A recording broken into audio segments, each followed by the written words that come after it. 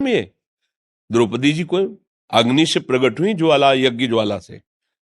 हाँ, कोई वैसी थोड़ी है कि किसी स्त्री से प्रकट हुई, सीधे मंत्र से और अग्नि से प्रकट हुई है, देवी हैं। तो इसलिए भगवान से ही मनाओ कि हमारे अहंकार को आप समर्पित कर लो नाथ, फिर चिंता नहीं रहेगी, फिर चिंता नहीं। इतने बड़े मालिक का सानिध्य प्राप्त हो गया। देखो, एक आदमी अगर कोई मानो जैसे पदाधिकारी हो हमारे प्रदेश का या देश का, और वो आपसे कह दे कि आज के बाद आप निश्चिंत रहो, किसी भी तरह की आपके पास अव्यवस्था होगी, मैं हूं। वो कभी दोबारा फोन न करे, तुमसे बात न करे, लेकिन तुम फूले फूले घूमोगे और लोगों से कहोगे कि यार वो अमुक जी जो है ना, हमसे हाथ मिलाए, हमसे ऐसा बोले हैं। अब यार क्या परवाह। और भगवान कह रहे हैं योगक्षेमम भाव। देखो हमारी मति, देखो भगवान के वचन पर विश्वास नहीं, वो इंसान कभी दोबारा फोन न करे, और हो सकता है अवसर में हमें पहचाने ना, समय नहीं, हिसाब से नहीं मिलने देंगे। साहब ही कहवा दिए, कुछ कह दूं नहीं है साहब, लेकिन हमारे साहब तो वही है जहां तुम हो, सर्वत्र हैं, सर्वज्ञ हैं, सर्वशक्तिमान हैं। और वो कह रहे तुम केवल मेरा चिंतन करो, ठेका हम लेते तुम्हारा। योगक्षेमम में हम अनन्यस चिंतयन्तो माम ये जना परिपासते तेषाम नित्याभियुक्ता नाम योगक्षेमम।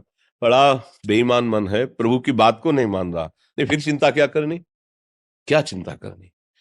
मृत्यु भी महोत्सव बन जाता है भक्तों के लिए, मृत्यु भयावह नहीं होती। बस समझ आ जाए, ठीक हो जाए। तो हम उन्हीं से प्रार्थना करें कि वो हमें शरणागत कर ले, हमारा चित्त, हमारा मन, हमारी बुद्धि उनके चरणों में समर्पित हो जाए।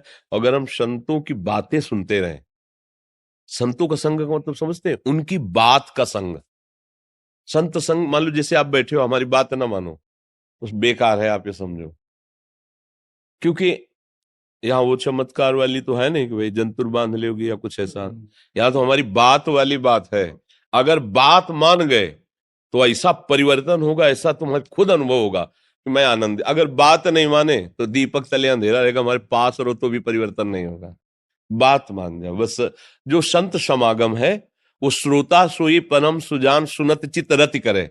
सुना, मनन किया, उसको धारण किया, आगे बढ़ गए। संत कृपा यही होती है। जैसे कुछ लोग कहते हैं हमारे ऊपर आशीर्वाद हाथ रख दो। हम कई बार कहा, अगर हाथ रखने से, पैर छुआने से किसी का काम बनता तो चाहे मुझे नरक मिलता, चाहे जितना कष्ट मिलता, हम बैठ जाते। बैठे तो इसीलिए ना कि आपका मंगल हो, आपको सुख मिले, आप अच्छे आचरण वाले। तो हमारे को पैर छूने से, हाथ रखने से हो जाए तो हम फिर भारत में पूरा भ्रमण करें। लेकिन नहीं होता भैया, ऐसे नहीं होता, पक्का नहीं होता। बात मान लो हो जाएगा।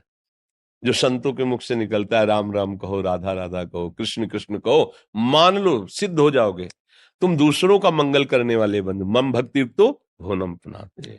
विनय अग्रवाल जी महाराष्ट्र से। राधे राधे। राधे राधे महाराज जी।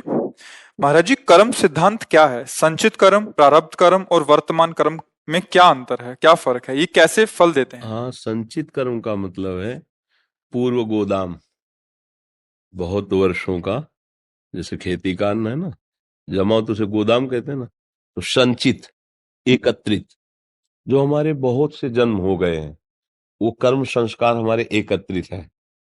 जो वर्तमान में शरीर मिला है, जिसे प्रारब्ध भोग कहते हैं, जिससे शरीर की रचना हुई।